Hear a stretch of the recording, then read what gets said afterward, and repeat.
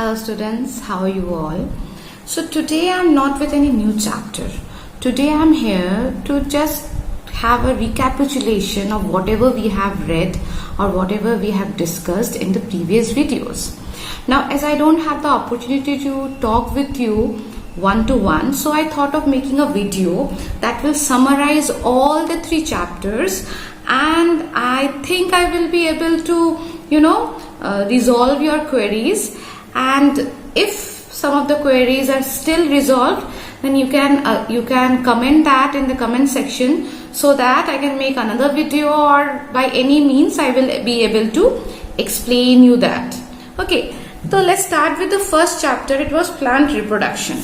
Now you know that plant grow from a seed to seedling, and now what does the term reproduction means? Reproduction means to reproduce, means producing the similar kind of species or young ones. Like a mango tree will always reproduce a new mango tree. So the plant can reproduce in several ways, such as they can reproduce from roots. That is in case of sweet potato. Sweet potato is a root.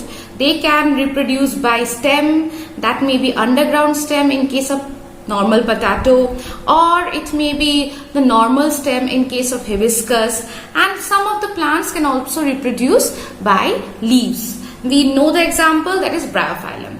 And there are some plants, mainly the ferns, they can reproduce through spores. Now coming to the higher group of plants, they have a reproductive organ, that is the flower, and they produce seeds. Now seeds are the reproductive organs, not reproductive organ, reproductive parts.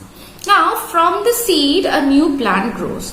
Now we have already discussed the structure of the seed. The picture will be showing here, and in this picture you can see the seed has an outer covering, a protective covering, that is called seed coat, and there is a store food, a leaf fleshy type of substance, that is a cotyledon. It has a aperture or pore, hilum, and you can see new roots or shoots arising from the seed. Now how these seeds are dispersed? Now some of the seeds, they are dispersed there are many means by which the seeds are dispersed. The seeds may be dispersed by wind in case of maple, dandelion, milkweed, and we have already seen the pictures. Seeds are very light and they are hairy-like in appearance, or they may be dispersed by water. That was in case of coconut, yes or no, or the lily.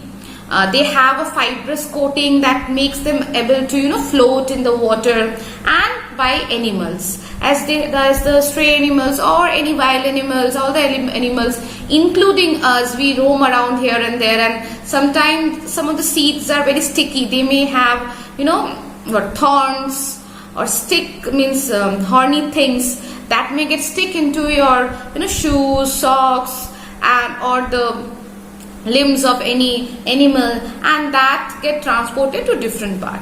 And some of the seeds are transported by, means they are dispersed by explosion. That is in case of pea. Now one more thing we have learned in this chapter, that is agriculture. Before coming to agriculture, we need to know what is crop. Any food grains, anything which is grown in a large scale, that is called crop. And the practice of growing crop is called agriculture. We have discussed about the Rabi crop, that is a winter season crop. We have discussed about Kharif crop, summer season crop, and then we have discussed how we can increase the crop productivity. Now crop productivity can be increased by giving manures and fertilizers. We have discussed about the difference between manure and fertilizers. See, manures are all the things which comes from biology, means biochemical waste, you can say, not biochemical waste, it may be vegetable peels or fruit peels or cow dung, or the leftover thing which is agricultural waste. From that we can make the manure. And fertilizer are very specific. They are made in factories. They are actually chemicals. Only those chemicals which we need we put those chemicals together, all the nutrients, and we make the fertilizers. Now manures are, they do not pollute the environment, but in case of fertilizers, they can be called as pollutant. And what we can do, we need to, in order to cultivate, we need to prepare the soil. We need to put good amount of fertilizers and manure. We need to select a good variety of seed, right amount of water. Then pesticides, weedicides are very, pesticides, there are some insects which may attack the crops. So those insects can be killed by pesticides, and weedicides I have discussed. The weeds are those unwanted plant which we don't want in our field, and we have to save the cultivated field from the grazing animals. And the foremost thing is, you need to store the grains or the whatever cultivated yield properly. Now here what you need to learn is, you need to learn the key terms. See, here the key terms are very much required. You need to learn the key terms, and question answers I have already given. Yet if you have any problem, any queries regarding any question, you can always comment it in the comment box, so that I will get the message and I will try to resolve your queries. Now coming to the next chapter. The next chapter was health and hygiene. So in this chapter you need to understand the term health and hygiene. You should always keep in mind, health means being healthy means being fit and fine without any disease. And then in order to be healthy, we need to have a proper diet, that is a balanced diet. And in balanced diet you should have equal amount of adequate amount of protein, carbohydrate, fats, vitamins and minerals. Now we have already discussed about all these 5 components of food, including water and roughage. See, carbohydrates, they give you instant energy. Protein are your building blocks. Fats, they also give you energy. Vitamins are required for normal functioning of the body. Minerals, they strengthen bones and muscles. And more we have water and roughage. Roughage is good for digestion, or removing the toxic thing or whatever unwanted thing from your body, that is removed with the help of roughage. And water, 70% of your body is made up of water. So water is also very much important. Now here we have learned about balanced diet. What is balanced diet? That the diet which contain all the component of food in adequate amount, which is required for the proper functioning of the body. Now we will come to the topic disease. So now disease is something which disrupt your comfort. Now diseases can be caused due to some microbes, and diseases may be caused due to your bad lifestyle, like improper diet. So we can classify disease into 2 types, that is communicable disease and non-communicable disease. In case of communicable disease, diseases which can be transported from, or that get from one person, from one infected person, a healthy person can be infected. Those type of disease is called communicable disease. And non-communicable disease, that cannot be transmitted from one infected person to a healthy person. And in non-communicable disease, we have learned about night blindness caused because of deficiency of vitamin A. So mainly non-communicable diseases, they are mainly deficiency diseases, means some diseases which are caused due to deficiency of some component of food or vitamins, minerals. So due to deficiency of vitamin A, night blindness, then vitamin C, scurvy, vitamin D, and vitamin D is, and as well as calcium and phosphorus, rickets, goiter is due to the deficiency of iodine, anemia is due to the deficiency of iron.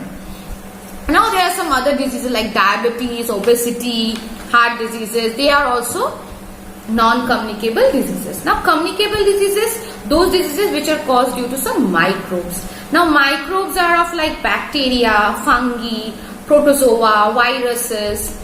Now bacterial diseases are like tuberculosis, pneumonia and cholera.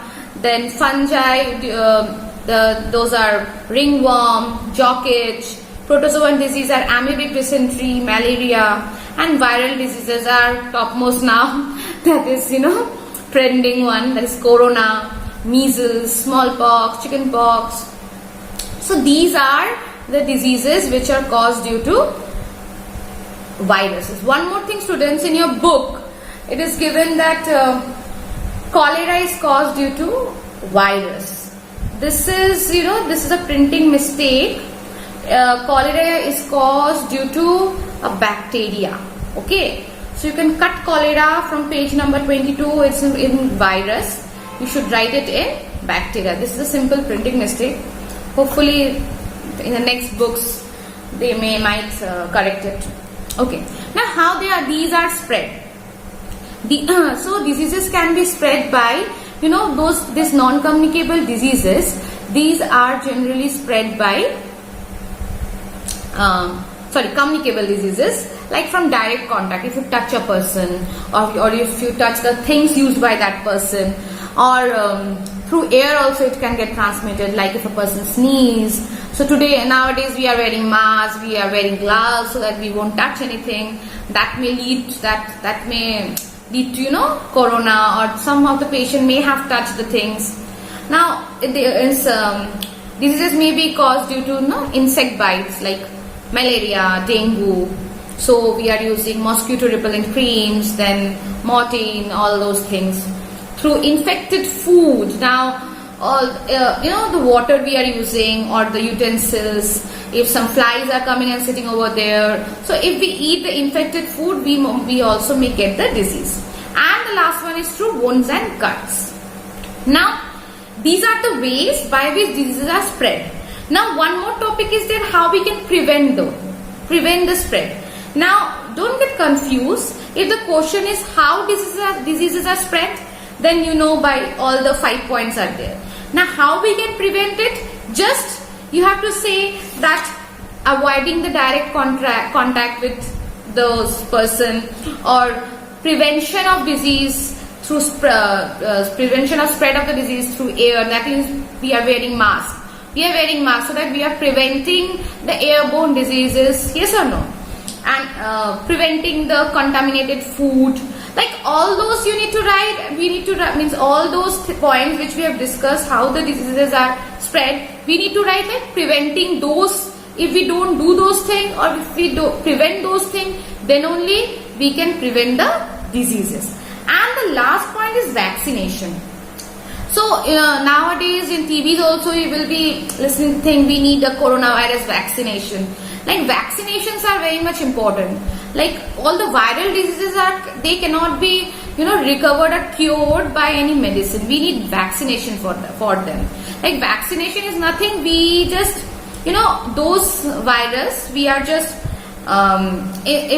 we are making them weak, and we are putting them inside your body, so that your immune system is there inside your body. They will produce some antibodies. Antibodies are nothing. They are like our soldiers. They will fight the disease, and they will remember how to kill those viruses. Then when a healthy virus will come and attack you, they know the trick how to kill that virus, and you won't have the diseases. Here also I have given you all the question answers and give scientific reason. Again, if you have any problem, you can comment me so that I can resolve your queries. Next let's come to chapter 4, that is matter and material. So what is matter? Anything that occupies space and have mass is known as matter. So everything around you is made up of matter. And that matter can be split into tiny particles. Those are known as molecules. Now, according to the arrangement of these molecules, matter can be divided into of 3 types, like solid, liquid and gases. See, there are further division of the states of matter too that you will study in higher classes. But till then, the matter can be of 3 states, that is solid, liquid and gas. Now, how will you differentiate the solid, liquid and gas? According to the arrangement of the particles. See how in solid the molecules are very closely packed, and the attraction between the molecule is very high. They have a definite shape and definite volume, and they cannot flow. They can vibrate in their own place. Next, coming to liquid, the molecules are not that closely packed as in case of solids, but they have some space between them and they can move a little bit. They do not have a definite shape, but they do have definite volume and they can flow. The next one is gases. In case of gases, the molecules are distantly placed. The force of attraction is very less and they can move freely. They do not have a fixed shape nor a fixed volume. So they can flow. Now, these states can be interconvertible. Means solid can be converted into liquid, liquid can be converted into gases and vice versa. So, these can be done by some process. Those are known as, first let us talk about evaporation. Evaporation means changing of liquid into gas by applying heat. Now, this gas can again be changed into liquid by reducing the temperature by the process of condensation. Now, melting. The solids can be converted into liquid when some heat is applied. Okay, or the temperature is increased. And this liquid can again be further converted into solid if we decrease the temperature by the process of freezing. Now, this solid can directly get converted into gas by the process of sublimation. I have given you examples such as camphor, naphthalines. Now, let us understand this thing by the three states of water. Now, what are the three states of water? Solid, ice, liquid, water, gases, water vapor. So, if you take out the ice from the refrigerator and you keep it out, after some time it will get converted into liquid. And if you heat that liquid above 100 degree, then it will start getting converted into gases. Then, another example is like, if you take out a cold bottle from a refrigerator, after some time you will see, if you keep it in a table, there is a puddle of water around the bottle. So from where the water is coming? The water from the bottle is coming out. There is a leak? No. See what happens? There is water vapor everywhere.